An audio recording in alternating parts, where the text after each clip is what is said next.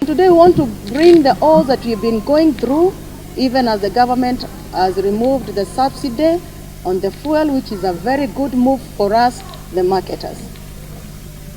In our market chain, we are the last people in the market chain because fuel will come in the country and then we buy from the oil marketers and then we come and distribute it as retailers to the final consumer. For the last 2 years, we've been going through hard times as the dealers because we have had a situation where our margins have been eaten by the oil marketers. We have a body that is called EPRA that is supposed to regulate the prices of fuel. And every 14th of every month, we receive the prices that we should sell at on the retail level. On the same point, we also have a cap on the wholesale. But for the last a year and something, this has been thrown out of the window. We never have any wholesale cap. So we found ourselves in a position where we cannot be able to plan for our businesses. On 14th, we will be given the prices, whether the price is going up or the price is going down or the price is staying constant. But when we go to buy our fuel, there is no cap on how the seller should sell to us. So you have a situation where you're supposed maybe to sell fuel at 170, and then you go and buy fuel at 169 or 168. You put transport, you are paying the rent, you are paying the employees, and this we have been waiting every cycle. We think things will be good. In the beginning they start well, by the end of the cycle we are making losses and losses.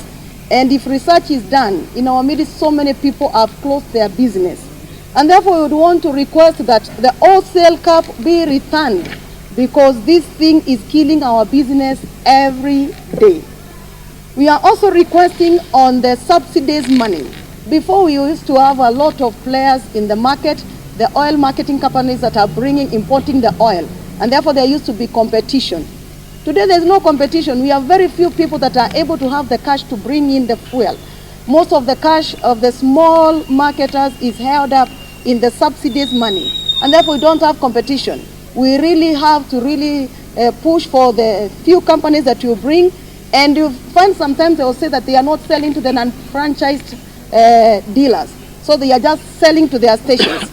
And now we have to buy at the price that they ascribe, or we have so many stockouts. I want to remind us that the independent dealers make about 60% of the retailers of fuel in this country.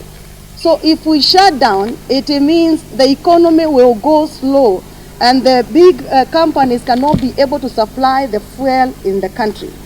It was designed that National Oil would be bringing fuel for us, which is not happening today.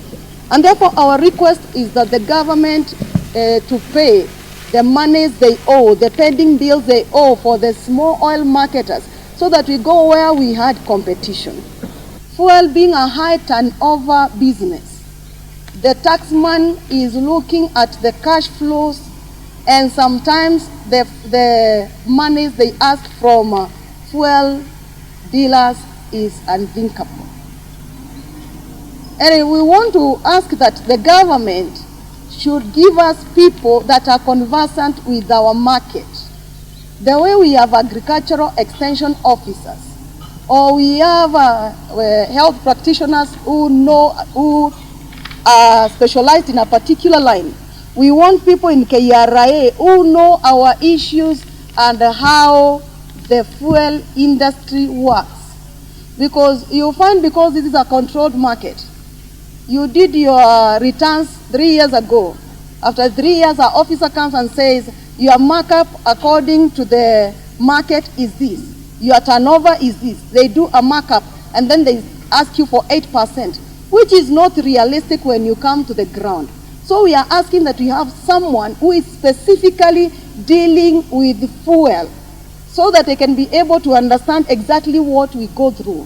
We also want to ask this, government, because you need money from us. We are the business people that charge the taxes for you. We want to ask for tax education. Because as being business people, how much education do we have on tax? we will rely on accountants. And sometimes there are so many cartels between the KRA officers and the accountants that we have.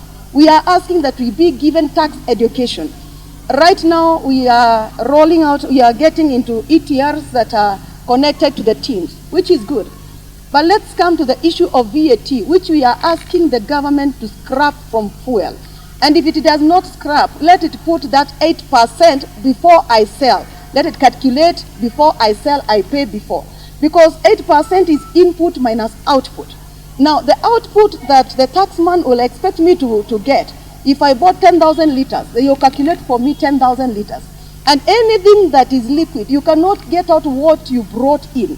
Number two, when you get to the oil marketers, the pipeline, the EPRA have a way to calculate the losses on transit, spillages, they are facilitated for us.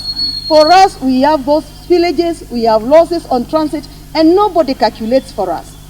Because of lack of competition also, we have marketers who have cartels. You go with your tanker, you get fuel, you are buying 10,000 liters, you get less 100. And because of the few people that are selling, you have to still buy tomorrow. So you have lost 100 liters, 100 liters times 180 shillings, that is the market price today. You've lost that money before you start selling. And now when you come with your product, the taxman expects you to pay the 8% of fuel that you never got to your station. And then this taxman wants to mark you up with the margin that they expect to be the margin in the market, but they don't remember that you did not have a wholesale cap. And this thing is being followed after how long? It is being followed after 3 years. So we are also requesting, because government, you're getting money from us, why don't we have somebody who is following our returns in a period that is shorter? Maybe 3 months after I do the returns, let this person come and say, you have not done well, you should do this and this, so that our system should not harass us. The canons of taxation, one of them is fairness and convenience. There is an effort to remove us from the market, because being 60%, of course, we are giving the big players a run for their money. In the year 2021, we were called for a public participation for a draft that wanted to be passed as law. And some of the things that were proposed there were just weird. One of the things was that you should give the amount of fuel you sell every month, and you should also, if you are putting up a business, you should explain how much money you have, where you are putting up a business, if there are competitors near. And we ask, this is a free market. Why should I explain to you? If I come and do my feasibility study wrongly, I fail. It's me that has failed, it's not you. And they were like, we don't want an investor to come all the way from France to put up a business and then they don't make a return for their money. And I remember asking, aren't we investors? So it's like there's an effort of pushing us, the small players, out of the market. Good that the subsidy is out, because now the market forces are the ones that are going to dictate the market. So it's good. With the subsidy, we used to have these small players, their money being held. And also even the big players, they want value for their money. There is interest, there is a cost for every money. So if the government is holding your money for 1 month, you want interest on that money, and definitely the cost will go up. So removing the subsidy is good for the market, is good for us. Actually, we are the mamamboga in this sector. Mamamboga means this is the person that is in the interior. This is the person that is knowledgeable of the local situations in our situations here. We are selling fuel to the interior. The government regularized the bonda sector and they brought them inside. So the bonda sector is assisting. So these are the people, these are the players who found that even in the interior where there is no tarmac, we can have a single pump to reach those people in the interior. No, we are calling for protection from the government now. The government to protect these small players from the multinationals. We are legal in business. We are having all these certificates and the licenses. Now we request that we are recognized as legal players, and we are protected so as to get something and to have service provision to those other local people. Otherwise, there are so many licenses, and that's why we are requesting they be in one house, even if there are 20 licenses, we need to be considered. Somebody goes for 3-4 months without profit, and you look for money elsewhere to pay your employees. So that's why we're asking for government now to protect us. All those that are making laws in the parliament and elsewhere, they see to it that the important players here, and they are all protected.